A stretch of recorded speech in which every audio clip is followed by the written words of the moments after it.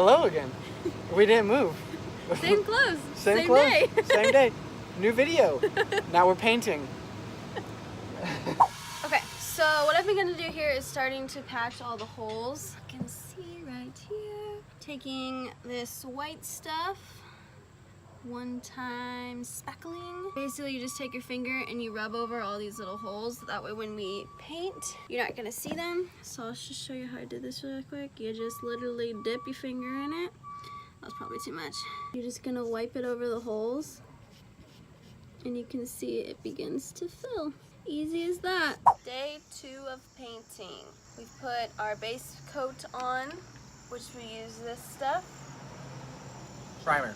Primer, Not base coat. whatever. And then now we are going to actually put the paint on, which is this stuff. So we lied. Don't use the paint that we got. Yeah, don't use the Max Bond Dutch Boy exterior paint. There was 2 cans in the garage and they look almost identical, and I didn't even think to look.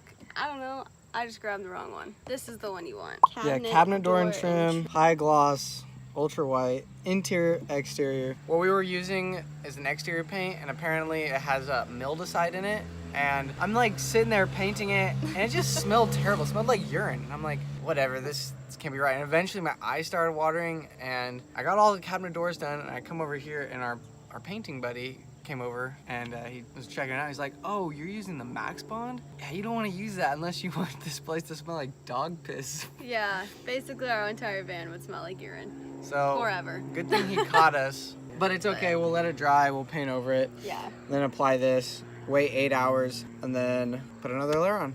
Make sure to lightly sand before you put on your next coat of paint. Like this area, you can see it's kind of rigid, and then there's a mark from me like swiping something off. So lightly sand it down, and get the next layer and be nice and smooth.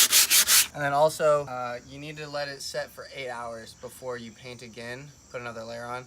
Otherwise, it'll deactivate the paint. Just let it set up.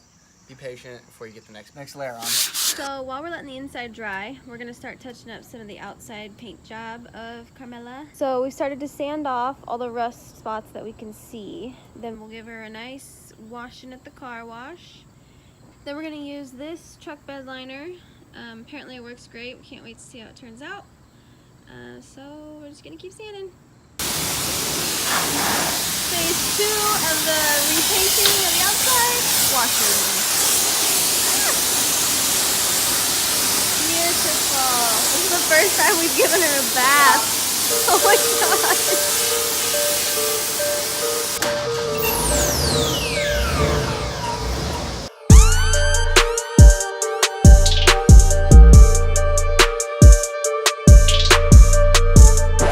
Okay, third and final step to the new paint job on the outside. We're using this POR 15. It's a 3-step process. It comes with a degreaser, a metal prep, and then a little black paint.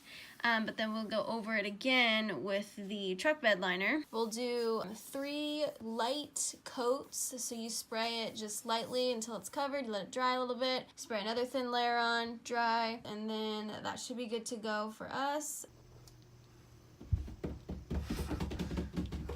High fives. High fives all around. Woo! Woo! So we got cabinet doors, painted, white, All white. beautiful. All white, everything, except for the cedar. Yeah, except the cedar. Okay. Yeah, we got it all painted, triple coated, got the cabinet doors on and installed. It's good. Feels good. This feels like the most complete we've had it. Yeah. Because Hair. look, you can see we got our table installed as well. Would you like to demonstrate? Yes, I would. So this is our little stilt, but essentially it moves any way we want. Not any way, because it only goes so far up, and we can stilt it. Gives it a little stability. I was a little disappointed with the table arm. It doesn't support as well as we'd like, so that's why we had to do this stilt. But we really like that it like goes in a 360 degree. It mounts, it raises and lowers, so. We actually had to cut all this off. Otherwise, it would not lower even with our bed frame. Even though we had some difficulties with the Lagoon arm, it's actually really nice in the fact that you can custom design, not custom design, but custom cut it and drill holes where you need to, because this is made out of aluminum. So if you have just a basic miter saw, then you can chop this down to your length, and if you have a drill bit, you can drill into this soft metal and kind of make your own custom arm. If we were to do this next time, we might think about what our distance is on this arm and where we could mount it and place it so it's evenly distributed on our table. Unfortunately, we had to pretty much mount it towards the back end, and that's why it has a dip, and that's why we have to put this. Theoretically, we could have put it on one of these sides, but since we had our 2x here, it didn't give us enough space to mount it underneath. But that's why we make these videos, because learn from our mistakes, and we should have done a little bit more research when we bought this, you know? Yeah, so just thinking on a more global perspective rather than let's just get that and put that on. But, you know, for next time, or for, it'll give us that experience to think about it, so. Okay. So with all that being said, this concludes our painting cabinet. Painting, cabinet install, table install. And now we are on to the phase of paneling and Kind really of wrapping it up. Yeah, getting it all finished up to be habitable so we can just sleep in it. But till next time.